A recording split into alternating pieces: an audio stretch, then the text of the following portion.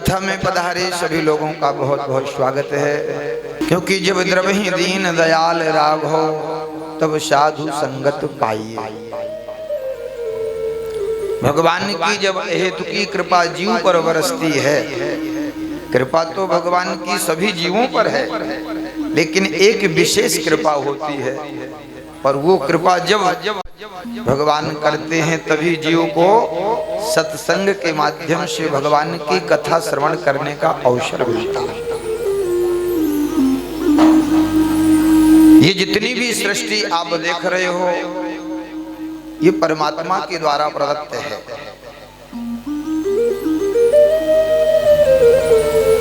और वही परमात्मा हम सबके सर्वस्व है। 9 महीने जब जीव गर्भ में होता है, कि जब ये जीव अपने कर्म के अनुसार माँ के गर्भ में आता है, तो इसे अपने हजारों जन्मों का ज्ञान होता है। गर्भ में पिछले जन्म में मैंने ऐसा कर्म किया, उस कर्म के कारण आज मुझे इस गर्भ में आना पड़ा। और गर्भ में भगवान कहते हैं कि उसको बहुत पीड़ा होती है। 9 महीने एक छोटी सी जगह में झिल्ली में लपटा हुआ उल्टा लटका रहता है, पैर ऊपर होते हैं और मुख सर उसका नीचे होता है। तब भगवान से प्रार्थना करता कि प्रभु, अब मैं ऐसा कोई गलत कर्म नहीं करूंगा जिसके कारण मुझे इस गर्भ में आना पड़े।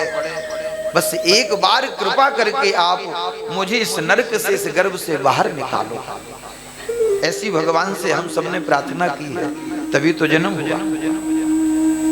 भगवान कहते कि ठीक है, हम तुझे बाहर तो निकाल देंगे, लेकिन तू बाहर जाके करेगा क्या? भगवान पूछते हैं उस जीव से, बाहर जाके तुम क्या करोगे? तो एक ही बात कहता है कि प्रभु, एक बार बाहर निकाल के देखो तो सही, मैं इतना भजन करूंगा, इतना भजन करूंगा, ताकि दोबारा मुझे गर्भ में आना ना पड़े। ये हम सब बोले हैं, ध्यान रखना। जब यहाँ से जाएंगे तो प्रभु पूछेंगे हमसे, तो कम से कम भगवान को बताने लायक बने रहना। इसलिए खूब राधा राधा करो, और जब राधा राधा करके जाओगे तो कन्हैया को पूछना नहीं पड़ेगा, क्योंकि राधा रानी सुप्रीम पावर है।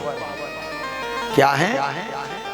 हाँ, जितने भी ब्रह्मांड के देवता हैं, ये हमारे श्री ठाकुर जी की चरण वंदना करते हैं। और वही ठाकुर जी वृंदावन में, निधि वन में, कुंज वन में जाके श्री राधा रानी के चरण दबाते हैं। तो जो भगवानों की भगवान हैं, वो हमारी श्री प्रिया जी हैं, श्री किशोरी जी हैं। और रा और धा, रा कहते ही यमराज कहते उस जीवात्मा का वही खाता फाड़ के फेंक देता है, रा कहने मात्र से।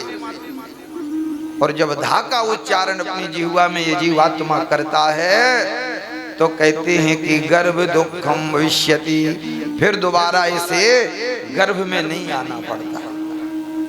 तो हम सब लोग प्रार्थना किए हैं, आइए थोड़ा सा भगवान नाम संकीर्तन अपनी मन और वाणी को पवित्र करने के लिए करें। इसके बाद कुछ आज की जो भगवान की चर्चा हम सब लोग करेंगे, क्योंकि अभी प्रधान जी ने कहा था भोजन प्रसादी भी तैयार है। तो शरीर के पोषण के लिए इस भोजन की जरूरत है, लेकिन आत्मा का पोषण किससे होता है? वो भगवान की कथा और भगवान के भजन से होता है। क्योंकि कथा मात्रैक जीवनम, ऐसा सनत कुमारों ने देवर्षि नारद से कहा है कि धन्य है वो जीव जिसके जीवन का आहार भगवान का भजन और भगवान की कथा है। तो उन्हीं प्रभु के कुछ नाम का हम सब लोग उच्चारण करें। सब लोग भाव श्रद्धा के साथ ताली जरूर बजाते रहें और अपने वाणी से भगवान नाम उच्चारण करें। कोई कितना भी नाटक कर ले, लेकिन विभीषण जी, जब तक अंतःकरण उसका पवित्र नहीं होगा, जब तक उसका मन पवित्र नहीं होगा, तब तक वो मुझसे कोसों दूर है। क्योंकि भगवान को आपका मन चाहिए। आपने अपना मन तो दुनिया को दे रखा, भगवान को वस्तु दिखा रहे हैं। ऐसा संभव हो सकता? जिनके चरणों की सेवा भगवती महालक्ष्मी कर रही हैं, उन प्रभु को हम वस्तु दिखा के क्या करेंगे? जो सारे संसार के दाता हैं, सबको देते हैं, उन्हें हम कुछ नहीं दे सकते। उन्हीं की दी हुई वस्तु ही उन्हीं को दे रहे हैं। इसलिए भगवान कहते कि मम बुद्धि निमेषया, अर्जुन अपनी मन और बुद्धि के द्वारा तुम मुझे जानने का प्रयत्न करो। और घोषणा कर दी भगवान ने कि कोई कितना भी नाटक करे, लेकिन जब तक उसका मन साफ नहीं होगा तब तक वो मुझसे कोसों दूर है। और मन पवित्र होता है भगवान के भजन से, क्योंकि भगवान वेद कहते हृदयम पवित्रम यदि ब्रह्म ज्ञानम, हस्तौ पवित्रम यदि पुण्यदानम, वाणी पवित्रम यदि राम नामम,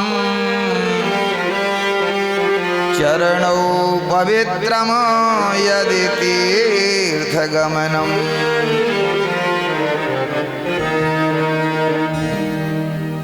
भगवान की कथा को श्रवण करने से हृदय पवित्र होता है। हृदयम पवित्रम यदि ब्रह्म ज्ञानम, भगवान की कथा को ही ब्रह्म ज्ञान बताया। हस्तौ पवित्रम यदि पुण्यदानम, जब हम किसी अधिकारी सुपात्र को अपने हाथों से अपने मेहनत के द्वारा कमाया हुआ धन और जब दान करते हैं तो हमारा धन और हमारे हाथ ये दोनों पवित्र होते हैं। वाणी पवित्रम यदि राम नामम, और जब भगवान का नाम इस जिह्वा से निकलता है कि श्री राधा, तो वाणी पवित्र हो जाती है। और चरणों पवित्रम यदि तीर्थ गमनम, बाजार तो बहुत घूमा, मार्केटिंग बहुत करी, लेकिन इन चरणों को कभी कभी तीर्थों में भी लेके जाओ। तो वाणी पवित्रम यदि राम नामम। आज हम सब 21वीं सदी में जी रहे हैं, बड़ी उन्नति तरक्की कर ली, लेकिन वास्तव में जो उन्नति तरक्की होती है अध्यात्म की, उसमें हम बहुत पीछे हैं, क्योंकि मन हमारा अभी हमारे काबू में नहीं है। आप अपने मन से कभी कहते हो कि बाजार की चीजें तो बहुत तूने मंगा खाई, लेकिन अब हमारी बात मान, हम तुझे माला देंगे और बैठ करके तुझे 100 माला जपना है। देख लेना, मन जलन पैदा कर देगा तुम्हारे अंदर, झटपटाने लगेगा, कहेगा भैया बंद कर, बहुत हो गई, 1-2 माला बहुत है। और भगवान की घोषणा है कि जब तक मन तुम्हारा ठीक नहीं होगा तब तक तुम मुझसे कोसों दूर हो। आज वही हो रहा है, मन डार्क है, नाटक खूब हो रहा है भगवान के लिए। नाटक से प्रभु नहीं मिलते, ध्यान रखना। नाटक को साकार करना पड़ता है। इसलिए भगवान की कथा, भगवान का नाम जब खूब करो, कोई कहे ना कहे, अगर आप अपने जीवन का परम मंगल चाहते हो, क्योंकि संसार में तो स्वार्थ का व्यवहार है। गोस्वामी तुलसीदास जी ने सावधान कर दिया कि स्वार्थ लाग करें सब प्रीति, सुर नर मुन सबकी यह रीति। चाहे पत्नी हो, चाहे बेटा हो, चाहे परिवार हो, चाहे रिश्तेदार, सब इनकी खातिरदारी ना करो तो यही पीछे से तुम्हारी बुराई करेंगे। बड़ा घटिया आदमी है, हमें बुलाया, हमारा आदर नहीं किया, हमारा सम्मान नहीं किया। और कई बार तो महाराज कथाओं में भी लोग जाकर के सोचते कि हमारा सम्मान हो। बताओ, भगवान से बड़े हैं आप? पूछा जाए कि आप क्या श्री ठाकुर जी से बड़े हैं?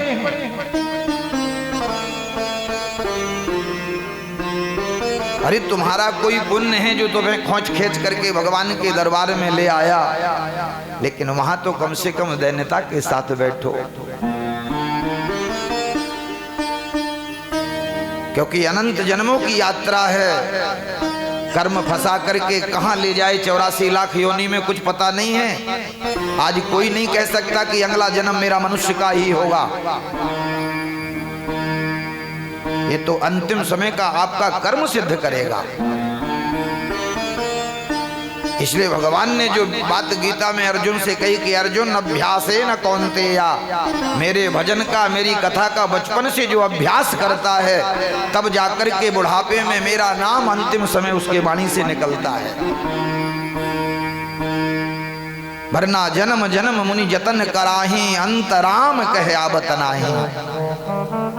एक जन्म नहीं, जन्म जन्मांतर मेरे भजन में लगे रहते हैं, लेकिन अर्जुन ये मेरी माया इतनी खतरनाक है कि अंतिम समय भी उसकी वाणी से नाम नहीं निकलने देती। इसलिए गीता में भगवान ने स्पष्ट कहा है कि देवी येषाम गुणमयी मम माया दुरत्ययः। अर्जुन मेरी ये माया में गुण भी बहुत है, लेकिन ये दुरत्या है, इस जीव को फंसा के नरक में डाल देती है।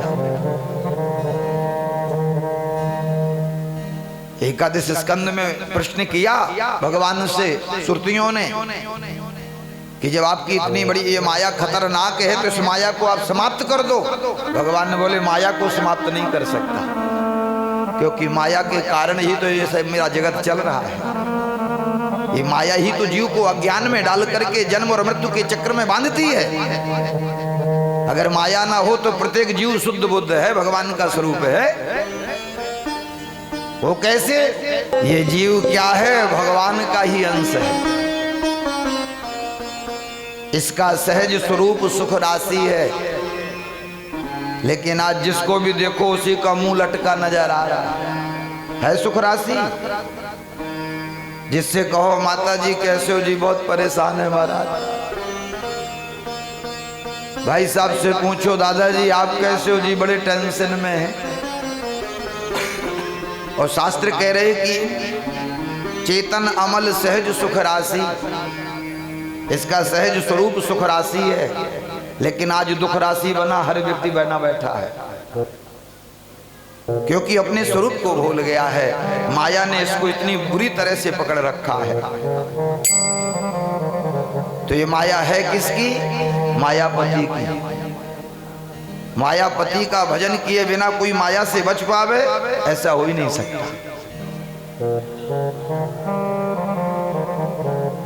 इसलिए महाराज नौ योगेश्वरों ने निमि जी से यही बात बताई जब उन्होंने पूछा कि महाराज इस माया से बचने का उपाय क्या है। तो नौ योगेश्वरों ने एक ही बात कही है कि माया जिसकी है उसके चरणों का आश्रय कर लो। पादाम्बुजो मासन मत्र नित्यम। ये माया जिनके चरणों की दासी है, उस मायापति के पाद पद्मों का जो जीव आश्रय कर लेता है वही इस माया से बच पाता है। वरना बड़े बड़े देवताओं को भी ये माया नचाती है। शिव ब्रह्मा जह देख डराही, अपर जीव जिम लेखे माही। जिन परमात्मा की माया से ब्रह्मादिक देवता डरते ऐसे कांपते हैं, तो अब हम लोगों की सामर्थ्य क्या है आप लोगों को पता ही है। तो भगवान का भजन किए बिना जीव का कल्याण नहीं है। इसलिए विशुद्ध सत्वम वसुदेव देवम, पवित्र मन ही वसुदेव है और देव कार्य में लगी हुई बुद्धि ही देवकी है। और ऐसे वसुदेव देवकी के भगवान आत्मज पुत्र बन जाते। मथुरा में परीक्षित इसलिए नहीं रुके क्योंकि मथुरा में कंस है। कंस का मतलब ईगो, अहंकार। जहां अहंकार है भगवान वहां नहीं रहते। आपने कथा दूसरे दिन में सुना था ना कि दुर्योधन ने की माँ ने 56 भोग तैयार किया, लेकिन दुर्योधन में ईगो है तो भगवान ने लात मार दी 56 भोग में। और जाके विदुर जी के घर में साग विदुर घर खायो, ये दुनिया को भगवान ने बताया। इसलिए राजन भगवान मथुरा में नहीं रुके क्योंकि मथुरा में कंस का मतलब अहंकार, ईगो। क्योंकि अहंकार ये भक्ति में बहुत बड़ा बाधक है। और भक्ति में भी नहीं महाराज। एक साधारण से घर गृहस्थी को चलाने में भी अगर ईगो है, पत्नी में ईगो है तो संबंध टूट जाएगा, पति में ईगो है तो संबंध टूट जाएगा। जब तक वो दोनों एक मित्र की भांति नहीं रहेंगे तब तक ये गृहस्थ रूपी गाड़ी आगे नहीं बढ़ेगी महाराज। इसलिए आज देखो, शादी के 1 महीने नहीं होते सुहाग की मेहंदी लगी है और तलाक का केस कोर्ट में। अभी आपकी यहीं दिल्ली की घटना, मॉडल टाउन की, बिटिया की शादी करी, 20 करोड़ खर्च किया यहीं पंजाबी बाग में, पंजाबी बाग क्लब में। हम भी उस बारात में गए थे और 15 दिन नहीं हुआ वो तलाक।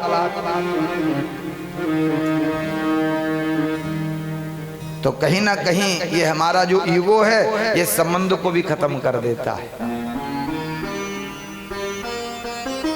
इसलिए राजन भगवान वहां नहीं रुके, भगवान गोकुल चले गए, क्योंकि गोकुल में बाबा आनंद हैं। नंद का मतलब ही होता जो आनंदम ददाति नंदा, जो दूसरों को आनंद देता है।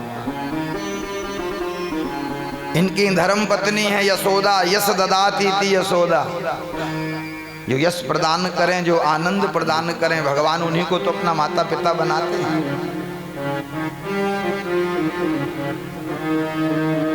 तो भगवान का प्रागट्य हुआ, गोकुल भगवान आए। और हमने आपको पूर्व में संकेत किया था, वसुदेव देवकी ये पूर्व जन्म में प्रश्नी और सुतपा नाम के प्रजापति थे। देवताओं में एक पद है प्रजापति का, जैसे लोकपालों का पद है वरुण देव, चंद्रदेव, इंद्रदेव, सूर्यदेव। ये 9 लोकपाल हैं भगवान के, जो पूरे ब्रह्मांड की व्यवस्था देखते हैं। इनसे ऊपर, लोकपालों से ऊपर पद है इंद्र आदि का, जो स्वर्ग के राजा हैं। और एक मनवंतर का एक इंद्र होता है। इस समय जो वैवस्वत मनवंतर चल रहा है, इस समय जो इंद्र हैं और उनका नाम है पुरंदर। ये पुरंदर नाम के राजा हैं, महाराज प्रियव्रत के वंश में है। आगे के जो मनवंतर में राजा बनेंगे स्वर्ग के, वो श्री बलि जी महाराज हैं। प्रहलाद जी के पुत्र हैं बरोचन, और बरोचन के पुत्र हैं बलि।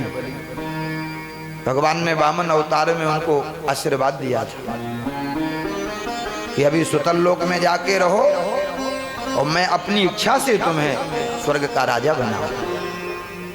और ब्रह्मा जी के कार्यकाल में 14 मनु काम करते हैं। तो भगवान नंद बाबा के आत्मज बन करके आए। गोकुल में बड़ा दिव्य उत्सव हुआ। आप लोग भी कल खूब भगवान का उत्सव मनाए।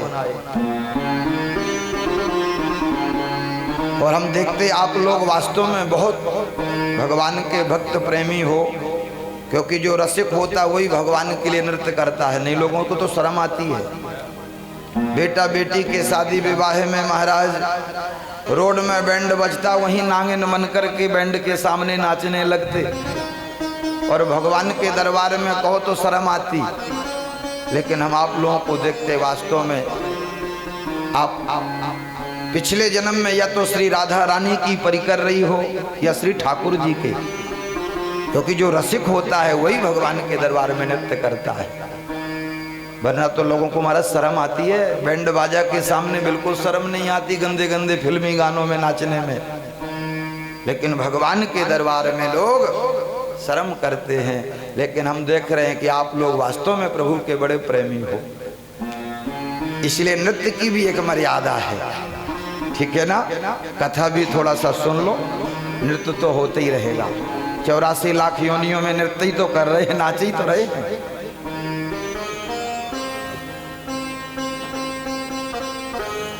तो बड़ा दिव्य उत्सव गोकुल में हुआ और गोपाल गोकुल रक्षाया। नंद बाबा कुछ ब्रजवासियों को गोकुल की रक्षा में छोड़ के और मथुरा चले गए कंस को कर देने। देवता सब भगवान का दर्शन कर करके जा रहे हैं, क्योंकि श्री कृष्ण कोई साधारण बालक नहीं है, अनंत कोट ब्रह्मांड नायक। आज वही नंद बाबा के पुत्र बन के आए। देवताओं के द्वारा खबर महादेव को लगी तो महादेव से रहा नहीं गया। जल्दी जल्दी तैयारी करी। हिमालय में पार्वती ने कहा, कहाँ बाबा? बोले देवी इस समय रोकना मत, जम्बूद्वीप के भारतवर्ष के उत्तर प्रदेश प्रांत के मथुरा मंडलांतर्गत में हमारे प्रभु ने ब्रज 84 कोष के अंतर्गत अवतार धारण किया है। बस उन प्रभु का दर्शन करने जा रहा। पार्वती जी कहा हमें नहीं ले जाओगे? बोले नहीं देवी। तो कहा बाबा अगर हम नहीं जाएंगे तो आपको दर्शन नहीं होगा, ध्यान रखना, क्योंकि माता जी शक्ति संपन्न है और बालक पर अधिकार माँ का ही पहले होता है। अनु ने विनय करी तो कहा कि ठीक है गोपी बनो। सो गोपी बना करके पार्वती को लेकर के गोकुल में आए। मैया यशोदा के महल के सामने पहुंच के आवाज दी, मैया बधाई हो। और भोले बाबा जिस वेशभूषा में आए आप सब जानते हो, मुंडों की माला, मोटे मोटे काले काले सर्प। मैया निकल के आई, हाँ बाबा। बोले भैया बहुत दूर से आए तेरे लाला की खबर सुन के, इसलिए जल्दी ला लाला को तेरे में अपनी गोद में लेके बधाई दूं। बोली ना बाबा मैं तो को अपनो लाला ना दिखाऊं। क्यों भैया? बोली तेरे जो बड़े बड़े जो सांप है ना, इन सांपन को देख करके मेरा लाला डर जाए। यशोदा आज किसकी माँ बनी है? ब्रह्म, जो अनंत कोट ब्रह्मांड नायक है। इसलिए महादेव ने कहा कि इसकी बराबरी कौन कर सकता है। प्रणाम किया भगवान को और वहां से निकल करके जमुना किनारे पहुंचे। और जैसे जमुना किनारे मेरे प्रभु गए, आज महादेव बिना दर्शन के चले गए। ये बात प्रभु को अच्छी नहीं, क्योंकि हरि और हरि एक दूसरे के पूरक है। इसलिए आज भी दक्षिण भारत में जाओ तो रामेश्वर भगवान, राम जिसके ईश्वर वो रामेश्वर, या राम के जो ईश्वर वो रामेश्वर। महादेव राम को अपना आराध्य मानते हैं और राम जी महादेव को अपना आराध्य मानते हैं। इसलिए हरि और हर में कोई अंतर नहीं है। जो इनमें भेद करता है उसे गौ हत्या का पाप लगता है। जो हरि है वही हर है और जो हर है वही हरि है। हमारे प्रभु को बात अच्छी नहीं लगी कि हमारा भोलानाथ बताओ बिना दर्शन के चला गया। तो भगवान रोने लगे और इतने जोर से रोए कि मैया डर गई। अब तो कन्हैया चुप नहीं हो रही। रोहिणी को बुलाया, अरे बहन देख लाला चुप ना हुए। रोहिणी ने कहा कि यशोदा मौकों को तो लगे जो सापन वालो बाबा आयो ना, बाने कछु जंतर मंत्र मारो, अब वही आके ठीक कर सक। तो बहन जाके बोला कहाँ है वो बाबा? तो वहीं बगल में माता पार्वती गोपी के भेष में खड़ी थी। बोली मैया बाबा कहाँ है? मौकों पता तुम कहो तो मैं बुलाऊं? हाँ हाँ बहन जल्दी बुलाओ। और पार्वती जी दौड़ती दौड़ती यमुना के किनारे गई, महादेव से प्रार्थना करी। प्रभु जैसे आए, मैया ने तुरंत प्रभु को भोलेनाथ की गोद में डाल दिया और महादेव की गोद में जाते कन्हैया जोर जोर से किलकारी मार के हंसने। रोहिणी ने कहा यशोदा देख जा बावन नहीं कछु जंतर मंतर करो, क्योंकि बाकी गोद में देख करके जाकर के देखो लाला किलकारी मार के हंसने लगे। और सुखदेव जी कहते राजन आज हरि और हर आमने सामने। कन्हैया महादेव का दर्शन कर रहे हैं और महादेव प्रभु का दर्शन कर रहे हैं, क्योंकि भगवान महादेव वैष्णवा नाम यथा शंभु, ये वैष्णव की शिरोमणि है। और वैष्णव का परम धर्म होता है कि अपने इष्ट का दर्शन, अपने इष्ट की कथा, अपने इष्ट के नाम से उसकी प्रीति, ये वैष्णव का परम धर्म है। इसलिए हमारे यहाँ भक्ति में 4 साधन बताए हैं, रूप, नाम और लीला और धाम। भगवान के रूप का रसिक, भगवान के नाम का रसिक, भगवान की लीला का रसिक जो सुन रहे हो और भगवान के धाम का रस। वृंदावन जाए बिना मैं रह नहीं पाऊंगा। ये चार में से एक चीज भी अगर आपके जीवन में है तो इसी जन्म में ठाकुर एक न एक दिन तुम पर कृपा करेंगे। या तो भगवान के कथा के रसिक बन जाओ, या भगवान के नाम जप के रसिक बन जाओ, या भगवान के स्वरूप के दर्शन के रसिक बन जाओ कि जब तक मंदिर में जाके ठाकुर जी की छवि नहीं निहार लेंगे तब तक हम जल भी नहीं पिएंगे। क्योंकि जीवन में देखो कोई ना कोई संकल्प तो करना पड़ेगा। संकल्प के बिना विकल्प तैयार नहीं होता, क्योंकि भगवान देखते हैं। और ठाकुर जी बड़े प्रसन्न हुए। मैया ने कहा बाबा मैं तेरे को क्या बधाई दूं? बोले मैया तेरे लाला का दर्शन हो गया, यही बधाई है। तो बोले बाबा ऐसा कर तू यहीं गोकुल में रह जा, और जब जब कन्हैया को नजर लगे तो इसी प्रकार आकर के नजर उतार दिया। आज भी वृंदावन में भगवान महादेव गोपीश्वर के रूप में विराजमान। संध्या के समय महादेव का गोपी वाला श्रृंगार होता है, लहंगा पहनाया जाता है। बंसीवट में है बिहारी जी से जब पीछे मार्केट की तरफ जाओगे, बाजार की तरफ, तो वहां गोपीश्वर महादेव विराजमान हैं। और वृंदावन की यात्रा महत्तम में हमने एक संत के द्वारा सुना। वो संत बता रहे थे कि जो वृंदावन की यात्रा में आता है और बांके बिहारी का दर्शन करने के बाद अगर गोपीश्वर महादेव का दर्शन नहीं करता तो उसे वृंदावन की यात्रा का फल नहीं मिलता। वृंदावन की यात्रा का उसको फल नहीं मिलता।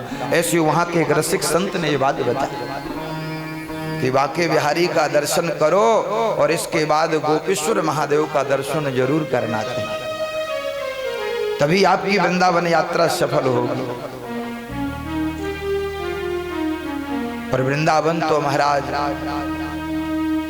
सभी लोगों से अलग है। वृंदावन कोई तीर्थ नहीं है, ऐसा मत समझना। वृंदावन क्या है? वृंदावनम परत्यज्यम पाद में एकमन गच्छति। गर्ग संगता में भगवान कहते हैं कि वृंदावन श्री लाडली जी का महल है, ये प्रिया प्रीतम का महल। यहाँ आज भी प्रिया प्रीतम वहां विचरण करते हैं। कितने ऐसे रसिक संत हैं जिन्हें नित्य भगवान का दर्शन होता है। अभी कुछ समय पहले की घटना है, वृंदावन में बांके बिहारी दर्शन करके पीछे राधा वल्लभ की तरफ जब जाओगे तो वहीं से बाजार शुरू होता है, और उसी से आगे जाओगे तो लोई बाजार है। वहां एक लोई बाजार से लगा हुआ रेतिया बाजार है, वहां एक वर्धमान वाली कुंज है। आज भी कहते 200 वर्ष पहले कलकत्ता के एक मारवाड़ी परिवार ने उसको बनवाया था। अब वो जो बड़े बुजुर्ग लोग थे जिन्होंने उसकी स्थापना की वो तो नहीं रहे, लेकिन अब उनके बच्चे सब बॉम्बे रहने लगे। तो श्री ठाकुर जी का मंदिर है, कुछ कमरे हैं, और मंदिर के ही सामने 2 वृक्ष हैं। आज भी एक छोटा वृक्ष एक बड़ा। तो बच्चे बीच में आए, देखा तो 200 साल पुरानी वो महाराज कुंज है, तो टूट फूट गई। उस समय चूने की बनी है, आज सीमेंट चल रहा है। तो बच्चों ने सोचा कि बढ़िया इंजीनियर से नक्शा बनवा के और इसको 3-4 मंजिल कई बना दें, कमरे भी बन जाएंगे तो यात्री लोग आएंगे, 2 पैसे का साधन बन जाएगा। ठेकेदार को महाराज बुला के ठेका दिया कि इसको तोड़ के और नई तरह से बनाओ। तो वृक्ष 2 आंगन में थे, फर्श तोड़ के उन वृक्षों को वो काटना था। तो जैसे ठेकेदार मजदूरों ने उसमें फावड़ा मारा तो वृक्ष की जड़ से खून की धार निकली। ये सत्य घटना अभी 5-10 साल पुरानी, कोरोना से पहले। अब तो महाराज वो सब घबरा गए, और थोड़ी में देर में देखते देखते मजदूर बेहोश होकर वहीं गिर पड़ा और ठेकेदार भी कुर्सी में बैठे बैठे गिर पड़ा। शाम तक ऐसे ही पड़े रहे। पुजारी जब आए पूजा करने, देखा तो उनको जगाया। वो इतने डर गए, बोले हम ये काम नहीं करेंगे, यहाँ कोई दिव्य शक्ति वास कर रही है। रात व्यतीत हुई तो रात में जिनके पास मालिकाना अधिकार, जो इस समय बॉम्बे में रहते उनके बच्चे, उनको स्वप्न दिखा रात के सुबह ब्रह्म मुहूर्त में 4 बजे कि एक ब्राह्मण और एक ब्राह्मणी वृद्ध है, दोनों चले आ रहे हैं। ब्राह्मण के पैर में घाव है, खूब खून बह रहा है, और ब्राह्मणी उस खून को पोंछ रही है। तभी उस व्यक्ति ने स्वप्न में कहा कि पंडित जी आपको तो बहुत चोट लगी है। कैसी चोट लग गई, मैं दवाई कर दूं? ब्राह्मण बोला, रे दुष्ट, पहले घाव करता है और फिर हमसे पूछता है कि खून कैसे बह रहा है। मैं पूर्व जन्म का काशी का ब्राह्मण हूं और ये मेरी पत्नी है धर्म पतिव्रता। हमने जब शास्त्रों को पढ़ा और वृंदावन की महिमा जब सुनी तो काशी में हमने तपस्या करके विश्वनाथ से वरदान मांगा कि अगला जन्म अगर हमारा हो तो वृंदावन में हो, भले हम मनुष्य ना बन सकें तो वहां का कोई लता पता बना दे। तो बोले भगवान ने हमें यहाँ वास दिया है, ये जो छोटा वृक्ष है ये मेरी धर्मपत्नी है और बड़े वृक्ष के रूप में मैं हूँ। अगर तू हमें काटेगा तो पहली बात तो तुझे ब्रह्म हत्या का पाप लगेगा और तेरे पूरे वंश का नाश होगा। महाराज ये स्वप्न उसने जब देखा चौंक करके बिस्तर पर बैठ गया, पत्नी को सारी बात बताई। सुबह 5 बजे तुरंत तत्काल का टिकट कराया फ्लाइट का और दिल्ली आया, दिल्ली से गाड़ी करके वृंदावन गया। ठेकेदार को बुलाया, मजदूरों को, बोले हमें काम नहीं कराना। आज भी वो दोनों वृक्ष हैं, कभी जाना तो वर्धमान वाली कुंज पूछ लेना। एक छोटा वृक्ष है और एक बड़ा वृक्ष है। तो कहने का अभिप्राय कि वृंदावन कोई तीर्थ नहीं है, कोई पिकनिक का अड्डा नहीं है जो आज हम लोग वहां मनाने जाते। वृंदावन तो श्री प्रिया प्रीतम जी का महल है, वहां तो नित्य प्रिय प्रिया प्रीतम जी का वास है। इस भाव से अगर आप जाओगे तो भगवान कहते कि वृंदावनम परित्यज्यम पादमेकम न गच्छ। मेरा चरण वृंदावन से बाहर कभी जाता ही नहीं, मैं तो श्री जी के साथ सदैव वृंदावन में ही रहता। तो वृंदावन के बाद फिर मथुरा और द्वारका लीला श्रीमद् भागवत महापुराण में भगवान कहते मेरे 2 स्वरूप हैं, एक माधुर्य एक ऐश्वर्य। तो जो ऐश्वर्य स्वरूप है मेरा वो मथुरा गया, वो द्वारका गया, लेकिन माधुर्य रूप से तो आज भी मैं श्री किशोरी जी के साथ वृंदावन में ही वास करता। इसलिए वृंदावन की महिमा अनंत है, इसको भगवती सरस्वती और गणेश भी इसका वर्णन नहीं कर सकते, क्योंकि भगवान का ये महल है। इसलिए वहां जाओ तो बड़ी सावधानी रखो। हम लोग गंदगी बहुत मचाते हैं जाके तीर्थों में। प्रिया प्रीतम का महल है, जैसे आप अपने घर को सजा के रखते हो साफ सुथरा, ऐसे ही वहां भी जाओ तो सावधानी रखो, हमसे कोई अपराध ना बन जाए, वहां हमसे कोई वहां गंदगी ना फैल जाए। क्योंकि भगवान के धाम में अगर अपराध हो जाए तो उसका बड़ा भयंकर पाप परिणाम होता है।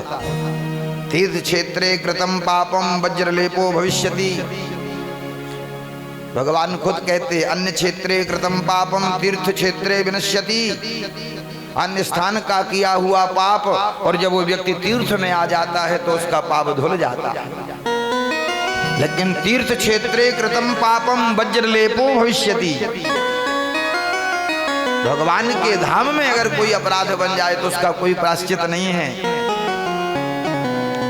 इसलिए आप सब लोग वृंदावन जाते जरूर हो, लेकिन बड़ी सावधानी रखना, वहां के लता पता को भी मत छेड़ देना, क्योंकि सब बड़े बड़े ऋषि मुनि हैं। आज भी निधि वन में महाराज होता, विज्ञान फैल हो गया, कैमरा लगाते लोग। भगवान को उन कैमरा से जानोगे? अर्जुन को भी अर्जुन भी नहीं समझ पाए।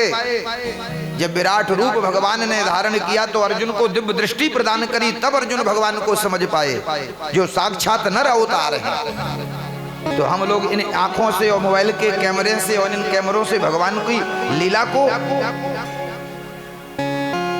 लेकिन पता नहीं लोगों की बुद्धि को क्या हो जाता। ये हृदय का विषय है। इसके लिए भजन चाहिए। तो आज भी भगवान महादेव ब्रज में वास करते। नंद बाबा मथुरा चले गए, लेकिन मथुरा में कंस बड़ा भयभीत है। एक मीटिंग बुलाई, बड़े बड़े असुरों को इकट्ठा किया, अघासुर, बकासुर, प्रलंबासुर, बकासुर की बहन बकी। एक कंस को अपना धर्म का भाई मानती, इसका एक नाम पूतना है। क्या नाम है? पूतना। पूतना, जिसके कोई बेटा बेटी नहीं, निपूत है ये। कंस के द्वारा प्रेरित, क्योंकि कंस ने मीटिंग में ये बात कही कि भैया हम इतने सावधान रहे फिर भी हमारा शत्रु भाग गया। देवकी का 8वां बालक, और बड़ा होके वो हमें मारे, उससे पहले हमें उसे समाप्त कर देना चाहिए। असुरों ने कहा महाराज आज्ञा करो, क्या करना है? बोले उस योग माया ने कहा था कि उसने ब्रज 84 कोस में अवतार लिया है। असुर बोले महाराज कोई ब्रज ज्यादा बड़ा नहीं, आप हमें आज्ञा करो, गांव गांव में जाके आग लगा के पूरे गांव को समाप्त कर देंगे। तो बगल में खड़ी पूतना बोली भाई साहब ये सब करने की जरूरत नहीं, ये काम मैं करूं। और सुखदेव जी कहते कंसे न प्रहिता घोरा पूतना बाल घातनी। बाल घातनी है, ये बच्चों को मार देती है जहर पिला के। पूतना को अविद्या बताया महाप्रभु जी ने। अविद्या ना समझ कहाँ रहती? 14 जगह। 5 ज्ञानेंद्रियां, 5 कर्मेंद्रियां, मन बुद्धि चित्त अहंकार, इन 14 जगह रहती है। इसलिए चतुर्दशी को आई। 6 दिन के हैं भगवान, आज छठी है। अष्टमी को जन्म हुआ और 6 दिन के कन्हैया, क्योंकि पूतना ये 14 जगह रहती है। और कंस के द्वारा प्रेरित है, ब्रज में आ गई। नंद बाबा तो मथुरा गए थे, तो यहाँ गोकुल में तो उत्सव चल रहा है कि नंद के आनंद भयो जय कन्हैया लाल की। सब बधाई उत्सव में शामिल हैं और सब खूब गीत गा रहे हैं, मैया से बधाई ले रहे हैं, बधाई दे रहे हैं। तो यहाँ गोकुल में दिव्य उत्सव चल रहा है और पूतना मौसी आ गई जहर लगा करके भगवान को मारने के लिए। गोकुल की गलियों में जैसे आई महाराज, देखा सामने से गोपियां बधाई लेकर के आ रही। और सुखदेव जी कहते राजन पूतना ने बड़ा दिव्य श्रृंगार किया है। सुखदेव जी ने श्रृंगार का वर्णन भी किया। श्रिया बताया कि साक्षात श्रिया माने भगवती महालक्ष्मी। आज पूतना ने जो बनावटी श्रृंगार किया ऐसी लग रही जैसे लक्ष्मी हो। और महाराज गोकुल की गलियों में छम छम करके आई, सामने से गोपियां आ रही थी। गोपियों ने देखा भैया बड़े घर की बहू लग रही है, बड़ी सजी धजी आ रही। एक गोपी कहती साड़ी देख, कम से कम 10,000 की है। दूसरी कह रही बहन साड़ी क्या देखती ना, इसके गले का हार देख कितना सुंदर है। ऐसे उसका श्रृंगार का वर्णन कर रही थी। पास में गोपियां आई, बोली बहन जय श्री कृष्णा। पुतना ने कहा जय श्री कृष्णा। अच्छा नंद बाबा के घर जा रही हो? उनके घर में लालो भयो बधाई देने। बोले हाँ बस वहीं जा रही। कहाँ है उनका घर? बोले हम बधाई लेके वहीं से आ रही। ऐसी सीधी चली जाना, आगे से मुड़ जाना, सामने यमलार्जुन के 2 वृक्ष हैं, वही नंद जी का महल है। अच्छा बहन ठीक है। इसलिए गोपियों ने ज्यादा कुछ पूछा भी नहीं, कहां से आई हो, क्या तुम्हारा नाम है। और महाराज पूतना पहुंची। नंद महल में उत्सव चल रहा है, भीड़ में घुस गई, यशोदा के सन्मुख पहुंची। अरे बहन यशोदा बधाई हो। एक बार तो मैया टकटकी लगा के देखने लगी, बड़ी सजी समर के आई है, कौन है। लेकिन मैया ने सोचा हो गई कोई दूर की रिश्तेदार भैया। लाला हुए बुढ़ापे में, सब लोग आ रहे बधाई देने, तो अब पूछेंगे सोई। और जैसे यहाँ उत्सव चल रहा है, अब यहाँ कोई आ जाए तो हम पूछेंगे सोई कि भाई कौन हो तुम। होगा कोई सचदेवा परिवार का। या कोई दूर का होगा? पूतना ने कहा लाला कहाँ है, मैं बधाई दूं। सुमैया ने तुरंत ना कुछ पूछताछ करी और भगवान को तुरंत पूतना की गोद में डाल। यहाँ मैया सबको बधाई दे रही क्योंकि बड़ी भीड़ है बधाई में। देवी देवता भी भेष बदल बदल करके आए हैं। सुखदेव जी ने वर्णन किया, शोषण कादिक ब्रह्मा आए, ऋषि मुनि सब देव पठाए। बड़े बड़े सिद्ध योगी जन, ब्रह्मादिक देवता, बड़े बड़े लोकपाल सब भेष बदल बदल करके भगवान, क्योंकि श्री कृष्ण अनंत कोट ब्रह्मांड नायक हैं। और भाई राष्ट्रपति प्रधानमंत्री किसी दौरे में जाएंगे तो उनका परिकर नहीं जाएगा, वो तो पहले पहुंचेगा वहां। तो बड़ा दिव्य उत्सव चल रहा है और पूतना भगवान को एकांत में ले गई भीड़ से, आनंद महल के पिछवाड़े गई और तुरंत भगवान के मुख में अपना स्तन निकाला जिसमें कालकूट जहर लगा करके आई है। ये वाला नकली जहर नहीं बाजार का, कालकूट जिसकी सुगंध से ही व्यक्ति मर जाए, ऐसा भयंकर कालकूट जहर। और भगवान के मुख में जैसे इसने स्तन, भगवान ने दोनों नेत्र बंद कर दिए। महापुरुषों ने बड़े भाव दर्शाए। परीक्षित ने पूछा भगवान ने नेत्र बंद क्यों किए? सुखदेव जी कहते, राजन भगवान परम वैष्णव और वैष्णव का धर्म होता है कि कोई भी वस्तु ग्रहण करे पहले वो अपने भगवान का भोग लगाएगा। तो अब मौसी जी जहर लेके आई मारने, अब भोग लगाना कन्हैया को क्योंकि स्तन मुख में दे दिया। और भगवान परम वैष्णव हैं तो इन्होंने मन में ध्यान किया भोलेनाथ का, बाबा आप आ जाओ, आपका बाल भोग तैयार है। क्योंकि जहर धतूरा तो वही पाते ना जी। समुद्र मंथन के समय जब हल कालकूट जहर निकला तो किसी देवता की हिम्मत नहीं पड़ी कि एक अंजलि पी ले। सब खड़े थे, इंद्रदेव, चंद्रदेव, वरुण देव, सूर्यदेव, ब्रह्मदेव, पड़ी किसी की हिम्मत? महादेव की शरण में सब आए क्योंकि ये महादेव, ये देव नहीं है। देव तो ये लोग हैं, चंद्रदेव, वरुणदेव, सूर्यदेव। शंकर जी तो महादेव क्या है? महादेव। तीन, इनके तीन नेत्र हैं, सत्य, प्रेम, करुणा। यहाँ करुणा वाला है, लेकिन भक्तों के लिए, दुष्टों के लिए आग भी निकाल देता कभी कभी। तो ऐसे महादेव से देवताओं ने प्रार्थना करी, बाबा ये संसार नष्ट हो जाएगा क्योंकि कालकूट हलाहल जहर है। तो महादेव बोले कोई बात नहीं, अगर जगत कल्याण है तो हम इसको पी लेंगे। पार्वती जी बगल में बैठी, देवता कहते जहर पियो। आपके सामने कोई आपके पति से कहे जी पियो जहर, डंडा लेके दौड़ोगी मारने के लिए?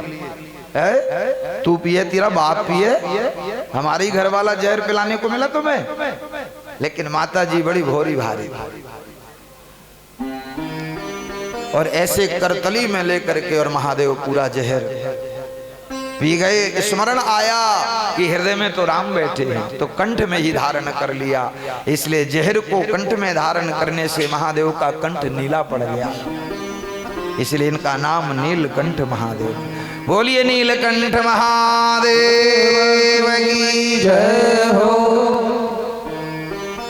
तुलसीदास जी लिखते, जरत सकल स्वर वृंद, विषम गरल जहि पान किए, त्यहि ना भजस मति मंद, ओ कृपाल शंकर सरेस।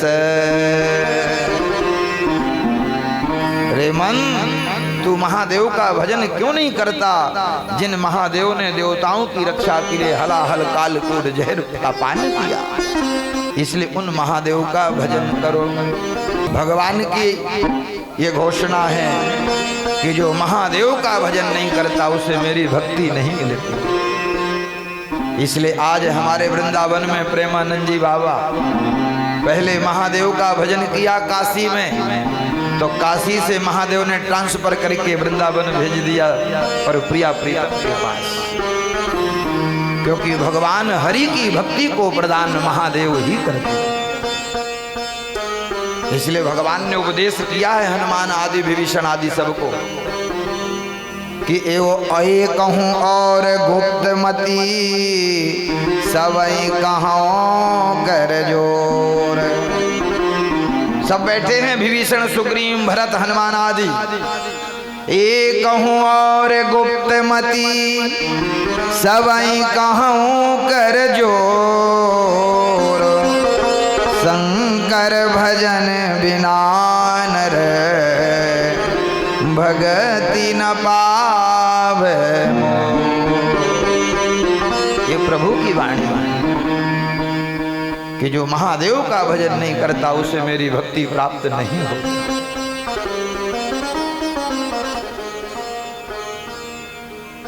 तो आज कालकूट जहर लगा के पूतना आई, भगवान के मुख में स्तन दे दिया।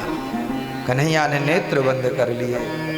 एक संत ने कहा नहीं, नेत्र इसलिए भगवान ने बंद नहीं किए, भगवान ने इसलिए नेत्र बंद किए कि भगवान पूतना के पूर्व जन्म को देख रहे हैं।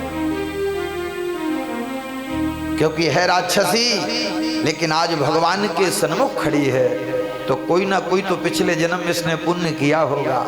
क्योंकि पाप भगवान से प्रीत नहीं होने देता, वो भगवान तक तुम्हें पहुंचने नहीं देगा। और आज पूतना भगवान तक आई है, इसका मतलब पूर्व जन्म में कोई ना कोई इसने पुण्य किया है। एक संत ने कहा नहीं नहीं, भगवान पूतना नेत्र भगवान ने इसलिए बंद नहीं किए, भगवान नेत्र बंद करके और अपने वैकुंठ में स्थान देख रहे हैं कि पूतना को कौन सा स्थान दूं। क्यों? बोले है तो राक्षसी मारने के लिए आई है, लेकिन मेरे मुख में स्तन दिया है, और बालक के मुख में स्तन तो माँ ही देती है। बालक के मुख में स्तन माँ ही देती है। आवाज में कुछ फर्क पड़ गया क्या? छेड़ दिया क्या? बालक के मुख में स्तन कौन देती है? माँ। इसलिए भगवान कहते हम तो माँ जैसी ही गति इनको देंगे। इसलिए पूतना कोई साधारण नहीं है। जो भगवान के मारने का ठेका लेकर के कंस से आई है, उसको आप साधारण समझोगे? तो पहले भगवान ने पूतना का जहर पिया, बाद में पूतना का दूध पिया, और दूध पीने के बाद भगवान ने अब पूतना के प्राणों का पान पिया। और जैसे प्राण कन्हैया ने खींचे, अब घबराई। सा मुंच मुंचालमत प्रभाषणी। अरे लाला मुझे छोड़ दे, मुझे छोड़ दे। बोले मौसी हमें पकड़नो आवे, छोड़नो ना आवे। ये छोड़ते तो दुनिया के लोग हैं जो बीच मझधार में छोड़ के चले जाते हैं। भगवान कहते मैं जल्दी किसी को पकड़ता नहीं, और जिसको एक बार पकड़ लेता हूँ उसको भवसागर पार करा करके ही छोड़ता। ये प्रभु क्या, ये भगवान का हमारे बड़प्पन है। और भगवान ने पूतना के प्राणों का पान किया। विकराल शरीर पूतना का, और जैसे गोकुल की गलियों में गिरा, जोर से आवाज हुई, तो जो नंद उत्सव हो रहा था बंद हो गया। मैया लाला को ढूंढने लगी। गोपियों ने आके खबर दी, जाके देखा तो पूतना की गोद में खेल रही। और पूतना कोई छोटी मोटी सोई है। 18 कोस का तो वर्णन किया परीक्षित जी सुखदेव जी ने। एक कोस में 3 किलोमीटर होते हैं, और पूतना कितनी है 18 कोस की गिनती कर लेना। कितना बड़ा शरीर। दौड़ के गए ब्रजवासी भगवान को लेकर के पूतना की गोद से उठा के लाए। मैया ने तुरंत गौमूत्र आदि से, गोबर आदि से भगवान का स्नान आदि कराया, और गाय के पूंछ से भगवान के ही नाम बोलती जा रही और भगवान का झाड़ा कर रही है। नजर उतारने की भी दवा है। कहती किसी को नजर लगती हो तो श्यामा गाय के पूंछ के बाल तबीज में भर के उस बालक को पहना दो, कभी जिंदगी में नजर नहीं लगेगी। और मैया यही करती थी जब कन्हैया को नजर लगती थी। इस प्रकार से भगवान ने पूतना का उद्धार किया। बाद में नंद बाबा आए, पूतना के शरीर को देखा, उसका संस्कार किया और जैसे शरीर जलाया तो धू-धू करके जलने लगा। लेकिन सुखदेव जी कहते परीक्षित एक दिव्य सुगंध निकली पूतना के शरीर से। परीक्षित ने कहा हमने तो गरुड़ पुराण में सुना है कि पापी व्यक्ति मरता तो उसके शरीर से दुर्गंध निकलती है और पुण्य आत्मा जब जलाया जाता तो उसके शरीर से सुगंध निकलती है। ये तो पूतना बाल घातनी, बच्चों को मारने वाली, और इसके शरीर से सुगंधी क्यों? बोले पूतना के श्रीअंग को भगवान के श्रीअंग का स्पर्श प्राप्त हो गया है, भगवान का स्पर्श हो गया और दिव्य रूप धारण करके भगवान ने पूतना को अपने दिव्य धाम में भेज दिया। इसलिए इस अध्याय का नाम ही पूतना वध नहीं, पूतना उद्धार। परीक्षित ने पूछा गुरुजी कौन थी? तो उसके पूर्व जन्म का चरित्र बताया कि पिछले जन्म में राजा बलि की कन्या थी, इसका नाम रत्नमाला था। क्या नाम था? रत्नमाला। भगवान जब बामन बनकर के पधारे तो बामन अंगुल के भगवान छोटे छोटे बड़े सुंदर। इसका विवाह हो गया लेकिन पति ने इसको छोड़ दिया तो अपने पिता के यहाँ रहती महाराज बलि के। भगवान के जब सौंदर्य को देखा, इतना सुंदर बालक, काश मुझे मिल जाए तो मैं गोद में लेटा के इतना दूध पिलाऊं। अंतर्यामी प्रभु को सब विदित भगवान ने कहा एवं मस्तु, द्वापर में आना, तुम्हारा दूध भी पिएंगे, तुम्हारी इच्छा पूरी करेंगे। क्योंकि मन में भक्त जो भावना कर लेता भगवान उसको पूरा करते हैं। बाद में जब भगवान ने संकल्प कराया बलि से और विराट रूप धारण करके भगवान ने 2 पैर में समस्त लोगों को नाप लिया, तब इसका भाव बदल गया। जिसको मैं बालक समझती थी ये तो कोई देवताओं के द्वारा भेजा हुआ बहरूपिया है, मेरे पिता की सारी संपत्ति ले ली, दारी का मुझे मिल जाए तो मैं इसको जहर पिला के मार दूं।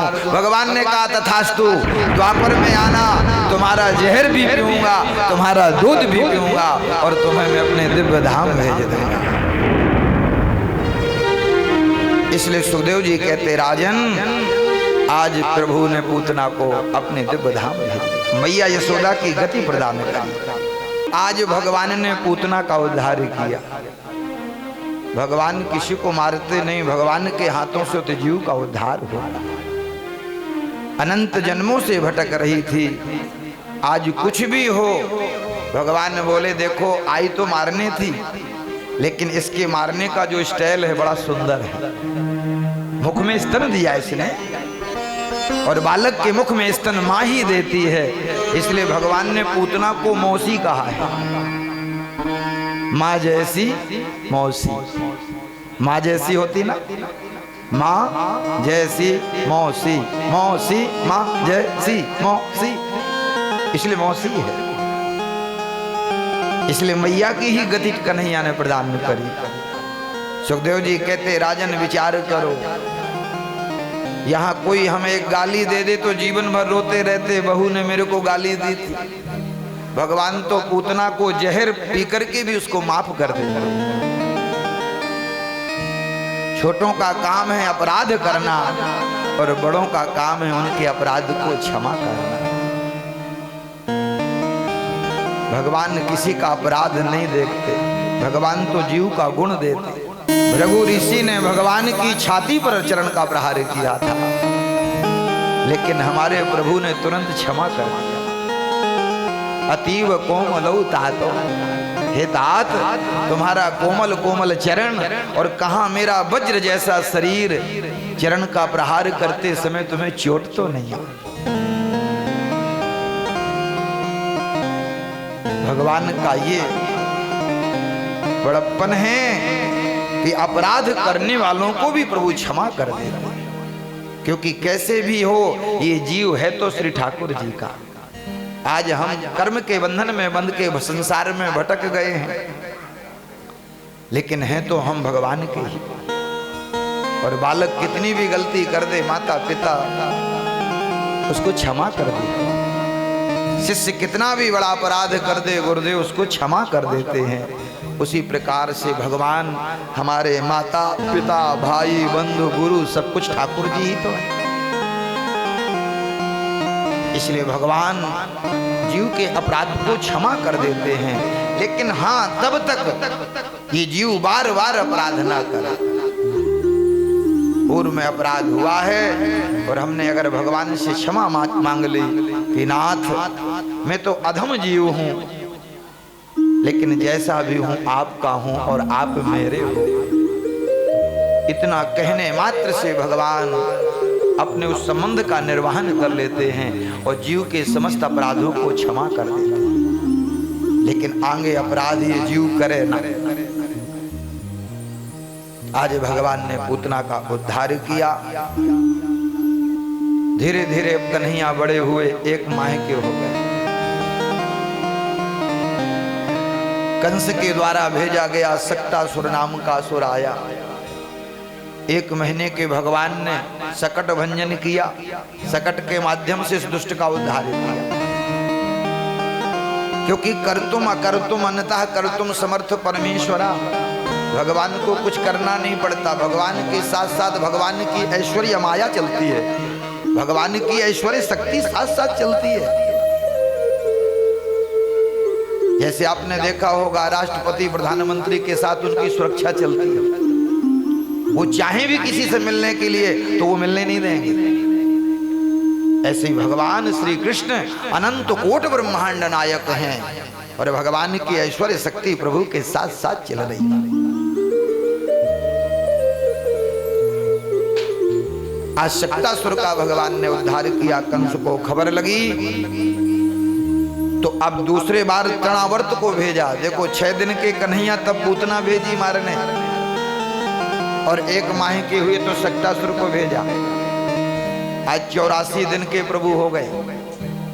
गर्मी का समय मैया ने भगवान का सुंदर श्रृंगार किया, पालने में लेटा दिया और आंगन में पालना टांग दिया। वहीं काम कर रही, काम भी करती रहूंगी और लाला को देखती भी रहूंगी। उसी समय तृणावर्त बवंडर का भेष बना करके आया। बवंडर आप जानते हो, चक्रवाक, ये जो बैसाख और जेठ के महीने में धूल उड़ती है और महाराज हवा चलती हुई, उसको कहते बवंडर, तूफान। तृणावर्त बवंडर के भेष में आया और आंगन से भगवान को पालने से तोड़ा करके आकाश मंडल पर ले गया। भगवान ने अपना भार बढ़ाया। तृणावर्त देख के घबराया, बार बार देख रहा है कि नंद का लाला है, कहीं धोखे से नंद के आंगन का काला काला पत्थर तो नहीं उठा लाया। भगवान बोले, रे दुष्ट, मेरे भक्त पत्थर में मुझे देख लेते हैं और तू मुझ में पत्थर देख रहा है। दारी के चल, तेरे को पत्थर में ही तेरी खोपड़ी पटकूंगा। तो पहले तो कन्हैया आकाश मंडल में खूब घुमाते रहे। आज प्रभु बड़े प्रसन्न हैं। क्यों? बोले नंद बाबा की तो औकात नहीं कि हेलीकॉप्टर की यात्रा करा दें, लेकिन मथुरा वाले मामा देखो कितनी चिंता करते, बिना पैसे का हवाई जहाज भेज दिया। तो पहले भगवान ब्रह्मांड में उसको खूब घुमाते घुमाते घुमाते जब थक गया तो भगवान ने अपना भार बढ़ाया और लेकर के आए। तो गोकुल और मथुरा के बीच में एक बहुत बड़ी चट्टान है पत्थर की, उसी में लाकर के भगवान ने उसकी खोपड़ी और ऊपर से कन्हैया उसके ऊपर कूद पड़े। अब आप विचार करो क्या हाल हुआ होगा उसका। अनंत कोट ब्रह्मांड नायक श्री कृष्ण संपूर्ण ब्रह्मांडों का भार लेकर के उसके ऊपर गिरे। सुखदेव जी कहते राजन चकनाचूर हो गया, क्योंकि इसने भगवान को पत्थर कहा। भक्त लोग तो पत्थर की मूर्ति में भी अपने आराध्य को देखते हैं, अपने कन्हैया को देखते हैं, और ये दुष्ट भगवान को पत्थर देख रहा है।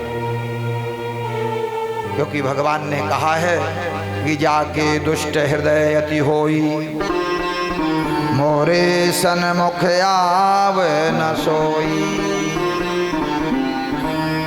पाप बंत करे सहज सुभाओ,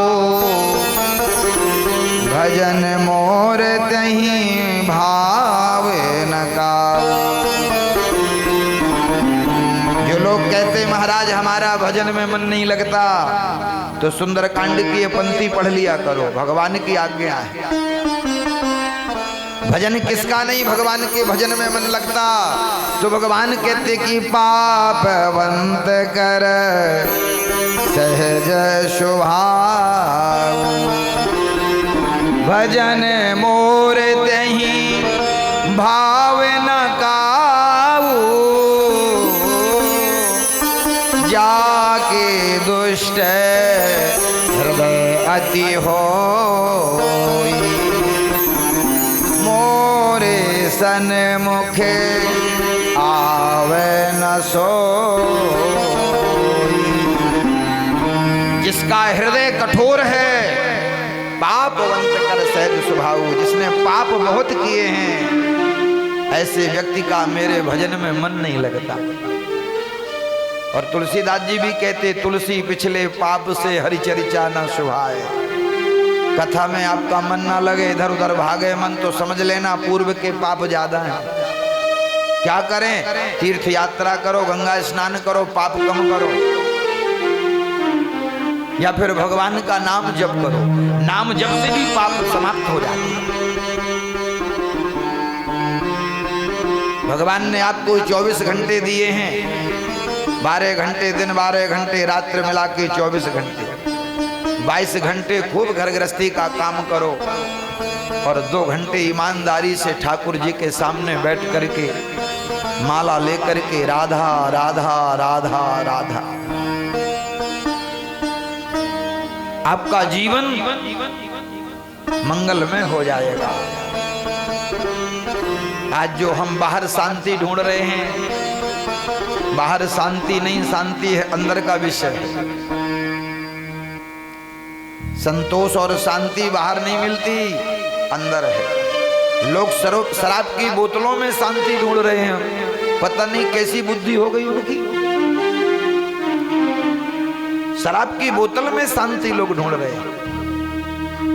पर भगवान कहते हैं कि हरि भजन बिना सुख शांति नहीं। अब हम तुम्हारी बात कैसे माने, जब भगवान कह रहे, भगवान की मानेंगे कि तुम्हारी मानेंगे? तुम कहते हो जी बोतल में बड़ा आनंद आता, बड़ी शांति मिलती हो, भगवान कह रहे कि हरि भजन बिना सुख शांति नहीं, सीताराम बिना आराम नहीं, राधे श्याम बिना विश्राम नहीं, हरि भजन बिना सुख शांति नहीं। तो शांति कहाँ है? भगवान के भजन में। वो आप करते नहीं हो तो शांति मिलेगी कहाँ? बाहर की दुकानों में शांति मिलती है, बाहर बाजार में संतोष मिलता है, ये तो अंदर का विषय है माई बाप। ये तो भगवान के भजन से शांति और संतोष प्राप्त होता है। आज भगवान ने तृणावर्त का उद्धार किया। अब धीरे धीरे कन्हैया बड़े हुए, जल्दी बड़े कर दें, तभी 7 वर्ष के होंगे, तभी तो गोवर्धन को उठाएंगे। और कल तो भगवान को दूल्हा बनाना, कल ठाकुर जी का विवाह होगा। सब लोग बारात में चलोगे ना? हाँ, बढ़िया सज धज करके आना, कन्हैया की बारात है। यहाँ दुनिया की बारात आती तो बैंड के सामने रोडई में नांगिन बन के नाचती हो। कल देखेंगे कन्हैया की बारात में कौन कौन नाचता है। और रुक्मणी जी साक्षात महालक्ष्मी, तो लक्ष्मी जी का कन्यादान भी तो करना है, तभी तो घर में लक्ष्मी आएगी। तो बाराती भी बनना, घराती भी बनना। जो घराती बनेंगे वो कन्यादान करेंगे, जो बाराती बनेंगे वो मुख दिखाई देंगे। बोलो राधे राधे। हाँ, तो अब भगवान धीरे धीरे बड़े हुए। 6 माह के कन्हैया हुए, भगवान ने करवट बदला। मैया यशोदा ने उत्सव मनाया, गोपियों को बुला करके गीत गवाए। ऐसे धीरे धीरे भगवान 1 वर्ष के हो गए। जैसे कन्हैया 1 वर्ष के हुए, तो सुखदेव जी कहते कि गर्गा पुरोहितो राजन यदूनाम सुमहातपा ब्रजम जगामि नंदस्या वसुदेव प्रचोदिता वसुदेव प्रचोदिता। गर्गा पुरोहितो राजन, यदुवंशियों के कुल पुरोहित हैं श्री गर्गाचार्य जी महाराज। आज मथुरा वसुदेव जी से मिलने आए और वसुदेव जी ने चरणों में प्रार्थना करी, गुरुजी हमारे दोनों बालक 1-1 वर्ष के हो गए, अभी तक नामकरण नहीं हुआ उनका, इसलिए आप गोकुल चले जाओ नंद बाबा के यहाँ, हमारे दोनों बालक हैं, क्योंकि वसुदेव जी के ही तो पुत्र हैं। नंद और यशोदा ये पूर्व जन्म में द्रोणधरा नाम के वसु थे। ये जो अष्टवसु जो पितामह भीष्म है ना, जिन्होंने गाय चुराई थी, ये उन्हीं अष्टवसुओं में इनका द्रोण नाम था। पत्नी का नाम धरा। पूर्व जन्म में इन्होंने तप किया बद्रीनाथ धाम में, ब्रह्मा से वरदान मांगा कि हम जैसे एक पुत्र माता पिता के सामने बाल लीलाएं करता है, ऐसे हम भगवान को अपना पुत्र बना के उनकी लीलाओं का दर्शन करना चाहते, ऐसे ऐसे भक्त। तो ब्रह्मा ने कहा कि पुत्र तो वसुदेव देवकी के बनेंगे, लेकिन बाल लीलाओं का दर्शन भगवान तुम्हें कराएंगे। इसलिए नंद यशोदा कौन है? द्रोण और धरा नाम के वसु हैं। वसुदेव देवकी प्रश्नी सुतपा नाम के प्रजापति, क्योंकि व्यक्ति भजन और जब तप करता है तो भगवान उसके अधीन हो जाते हैं। आप चाहते हो कन्हैया हमारे पुत्र बने, तो आप यशोदा की तरह भजन करिए, किसी ना किसी जन्म में आप भगवान आपको अपना माता पिता जरूर स्वीकार करेंगे, क्योंकि भक्ति के भाव का भगवान अतिक्रमण नहीं करेंगे। आप उनसे सच्चे मन से प्रार्थना करके देखो तो सही। हमारे वृंदावन की घटना, राधा वल्लभ मंदिर के पास में एक मंदिर है आनंदी माता का। आनंदी माता बहुत अच्छी साधका हुई हमारे ब्रज में। कन्हैया को अपना बेटा मानती, राधा रानी को बहू, बेटा बहू मान करके दक्षिण भारत में इनका जन्म हुआ। 9 वर्ष की आयु में घर छोड़ करके भागी हैं और संकल्प किया या तो उस परमात्मा को प्राप्त करूंगी, नहीं इसी जन्म में अपने जीवन को समाप्त कर दूंगी। और जब ऐसा दृढ़ संकल्प भक्त करता है तो भगवान उसके संकल्प को पूरा करते हैं। अभी हम लोग क्या है, हम लोगों का स्वभाव फिसड्डू स्वभाव है। यहाँ परिवार का भी प्रेम है और वहां राधा राधा भी हो रहा है, तो ठीक है, उससे लाभ तो मिलेगा, अगला जन्म बहुत अच्छा होगा आपका, लेकिन भगवान की प्राप्ति इतनी जल्दी नहीं होगी। उसके लिए तो आपको यशोदा और देवकी की तरह तप करना पड़ेगा, तब पुत्र भगवान बनेंगे। तो बेटा बहू मान करके आनंदी माता भगवान से संबंध उन्होंने स्थापित किया। कभी जाना दर्शन करके आना आनंदी माता। आज भी वो विग्रह हैं जिनसे ठाकुर जी बात किया करते थे। और वृंदावन के जितने भी बड़े बड़े उच्च कोटि के संत उस समय के थे, उड़िया बाबा, श्रीपाद बाबा, पागल बाबा, ये सब माता जी का सुबह दर्शन करने आते थे। यमुना स्नान करके आमे, ठाकुर जी के लिए जल लामे, स्नान करामे, सुंदर श्रृंगार करें, भोग लगामे और गोद में बैठा करके फिर उन्हें लोरी सुनामे, भजन सुनामे। अच्छा लाला बता आज क्या खाएगा, भगवान से बातें करती। कन्हैया आज क्या खाएगा? ठाकुर जी ना बोले तो बहू से कहें, अरे बहू आज बता तू क्या भोग में पाएगी? तो इशारा मिलता, अपने आप बोलती, अच्छा कढ़ी का भोग लगाऊं, ठीक है आज कढ़ी बनाऊंगी। अब जो वहां से निकले वो सोचते माता पागल हो गई, बड़बड़ा रही है, लेकिन उच्च कोटि की संत थी, वो उनका भाव सिद्ध था, वो भगवान से बात करती। मथुरा की एक सिटानी थी, उनकी भक्त, हर एकादशी को माता जी के पास आती दर्शन करने। उस समय तांगा चलते थे, ये रिक्शे से अब चलने लगे।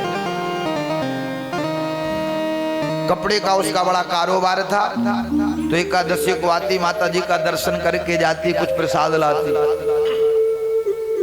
और आपने अगर कह दिया ये प्रसाद आपके लिए लाई हूं, तो उठा के ऐसे फेंक देती थी।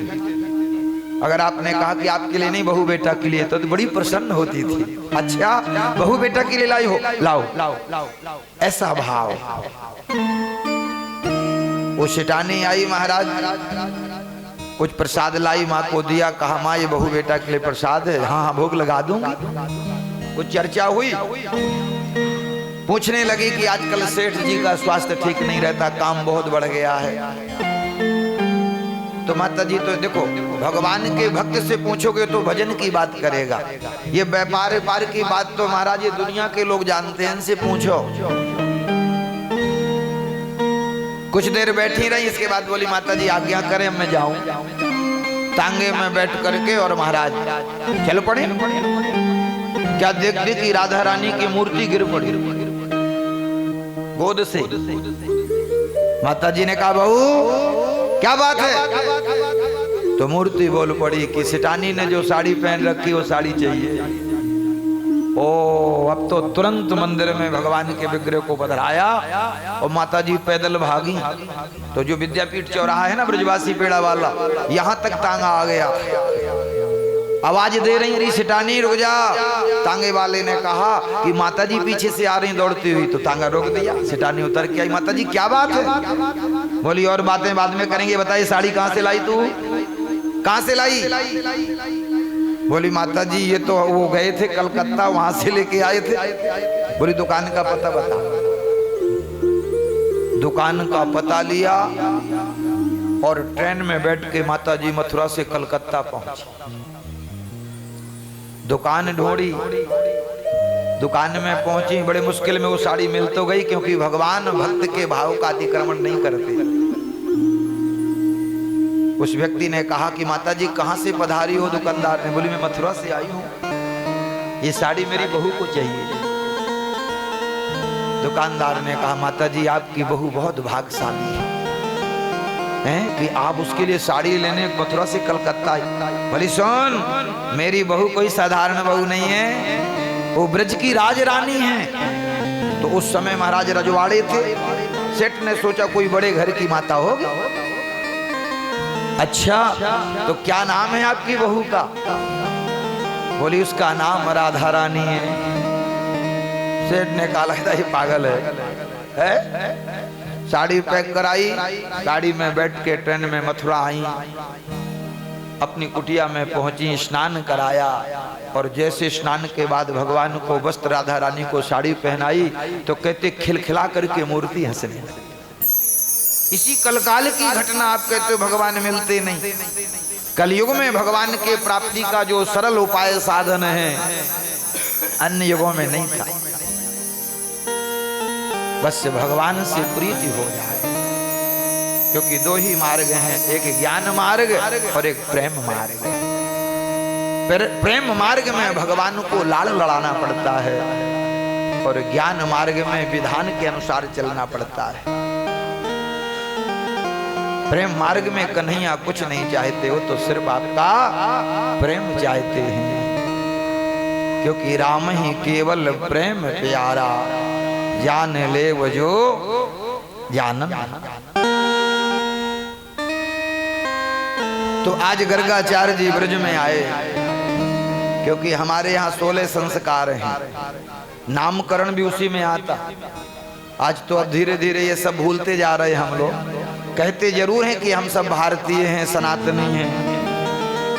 अब तो संस्कार भी खत्म हो रहे हैं। अब 2 ही संस्कार याद हैं लोगों को, एक विवाह संस्कार और एक अंतिम संस्कार। जीते जी माँ को बहू रोटी नहीं देती सास को, और जब वही सास शरीर छोड़ देती तो बेटा महाराज 13वीं बड़ी जोर की करता, ये बड़े बड़े रसगुल्ला बनवाता काला जा। हाँ और पूछो कि जब तक जिंदा थी बोले बहू ने रोटी नहीं दी खाने को। और संस्कार देखो बेटा 13वीं का ऐसा जबरदस्त करता है। आज वही स्थिति है हमारी। माताओं के 16 श्रृंगार अब वो भी धीरे धीरे खत्म होते जा रहे हैं, क्योंकि कई माताओं को हम देखते सुहाग के चिन्ह भी धारण नहीं करते। ये ठीक नहीं है। आप लोगों की ही लिए आगे चल करके बहुत बड़ा आपके दुख का कारण बनेगा। क्योंकि जिस संस्कार और संस्कृति में जिया जाता है उसका कम से कम कुछ तो हमें ज्ञान होना चाहिए। पुलिस वाला ड्यूटी में जाए और यूनिफॉर्म ना पहने तो पुलिस वाला कैसे कहलाएगा? सौभाग्यवती स्त्री श्रृंगार न सोले करे तो सौभाग्यवती स्त्री नहीं कहला सकती। तो नामकरण संस्कार भी एक हमारे यहाँ है। तो नंद बाबा ने गर्गाचार्य जी का स्वागत किया और गर्गाचार्य जी ने कहा, बाबा बसदेव जी ने हमें भेजा है, दोनों बालकों को लेके गौशाले में आओ, हम नामकरण करेंगे। हाँ गुरुजी ठीक है। गौशाले में आके आसन लगाए, गुरुजी की पधरावनी कराई और अंदर जाके खबर करी, यरी यशोदा गुरुदेव पधारे, दोनों बालकों को लेके जल्दी आओ, नामकरण करेंगे। अब माताओं ने दो अपने बालक बदल लिए। रोहिणी नंदन हैं वो यशोदा नंदन हो गए और यशोदा नंदन रोहिणी नंदन बन गए, बदल लिए माताओं ने। लेकर के आई, सामने आसन दिए, दोनों को बैठाया। नंद बाबा ने कहा, गुरुदेव जी, गुरुदेव भगवान यही हमारे पुत्र हैं, इनका नामकरण करो। तो यशोदा की तरफ दृष्टि डाली और कहा कि बाबा यशोदा की गोद में जो बालक है वो यशोदा का नहीं है। अयम ही रोहिणी पुत्रो रमयन सोहदो गुणी आख्यास्ते रामैति बलदिक्यादि बलम विदो। बाबा यशोदा की गोद में जो बालक यशोदा का नहीं, अयम ही रोहिणी पुत्रो, ये रोहिणी नंदन है। माताओं ने इशारा किया, गुरुजी बहुत जानते हैं, देखो समझ गए, क्यों किसी को ये बात पता नहीं थी। रमयन सोहदो गुण, ये बहुत बड़ा गुणवान है, बड़े बड़े योगियों के हृदय में रमण करने वाला ये राम है। लेकिन बल दिक्यादि बलम विदो, बाबा इसमें बल पराक्रम बहुत होगा। बड़ा होकर के ये जब अपना हल मूसल लेके निकलेगा तो बड़े बड़े योद्धा युद्ध छोड़ करके भाग जाएंगे इसको देख करके। बल दिक्यादि बलम विदु, इसलिए इसका एक नाम बल और दूसरा राम, दोनों मिला के क्या हो गया? बोलिए बलराम जी महाराज की जय हो, श्री दाऊ दयाल की जय हो। क्योंकि त्रेता में जो लक्ष्मण जी बने थे, आज उन्हीं को ठाकुर जी बड़ा बना के लाए। क्योंकि लक्ष्मण ने बड़ी सेवा करी वनवास के समय और भगवान की प्रतिज्ञा की हम किसी के ऋण में नहीं रहते। लक्ष्मण ने सेवा करी छोटे होके, तो अगले अवतार में इनको बड़ा भैया बना के लाएंगे और हम इनकी सेवा करें।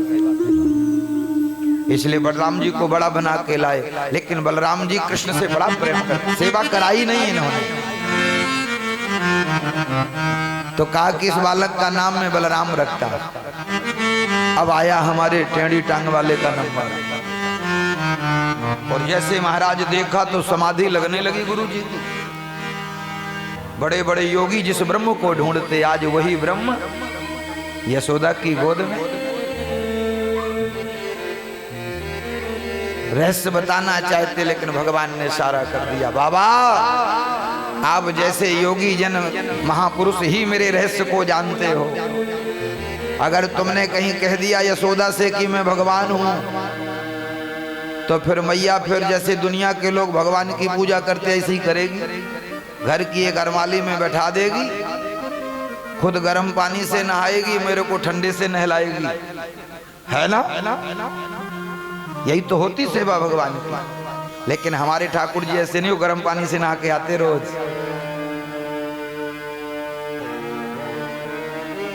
एक झबला पहना देगी, 2 बतासे का मिश्री का भोग लगा देगी और खुद दिन भर पकवान बना बना खाएगी। इसलिए बाबा मुझे ऐसी पूजा नहीं करानी, मुझे ऐसा भगवान नहीं बनना। मैं तो यहाँ ब्रजवासियों का प्रेम पाने के लिए आया, माखन मिश्री का दूध दही का भोग लगाने आया।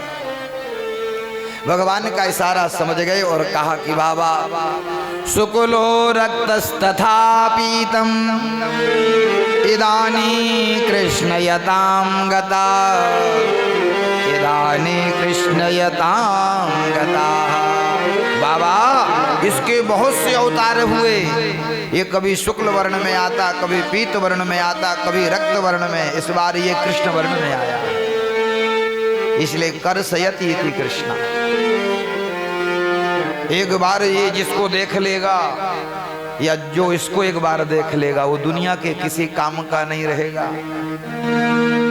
मीरा जी ने 5 वर्ष की आयु में माँ के कहने पर और इनको देख लिया तो मीरा जी फिर किसी के काम की नहीं रही और गा पड़ी, मेरो तो गिरधर गोपाल दूसरो न कोई, जाके सिर मोर मुकुट मेरो पति सोई,